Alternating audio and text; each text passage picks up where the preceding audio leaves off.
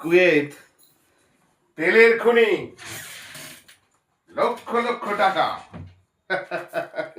সব গল্প কথা।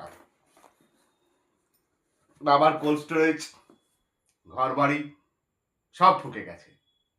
দুনিয়ার লোক আমাকে ঠকিয়ে ঠকিয়ে একেবারে ভূত করে দিয়েছে। এখন আমি এই করে খাই, ছিনতাই, রাহাজানি, দিন দুপুরে চুরি চামারি, এটা এখন আমার প্রফেশন, জীবিকা।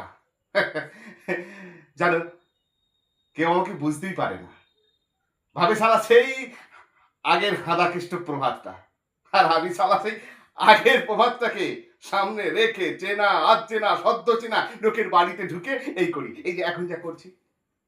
ওই গেল মাসে ওই কাছিয়াঙ্গি বিনার বাড়িতে আমি এই কাণ্ড করেছি। ভেবেছিলাম বিনা হয়তো আমার নামে পুলিশের ডায়েরি করবে। পরদিন শিলিগুড়ি সংবাদে দেখলাম, ও হরি, এ বিনা নাকি বলেছে কোন এক অজ্ঞাত পরিচয় ডাকাতের কীর্তি। এখানে শালা সেই আগের প্রভাবটা কাজ করছে। আমি জানি তুমিও আমার নাম করবে না, আর করবেই বা কি করে? আমার তো কোনো ঠিকানা নেই। তুমি কিন্তু ভুলেও ভেবো না যে আমি তোমার উপর প্রতিশোধ নেওয়ার জন্য করলাম। ওই যে বললাম না, এটা এখন আমার প্রফেশন, জীবিকা।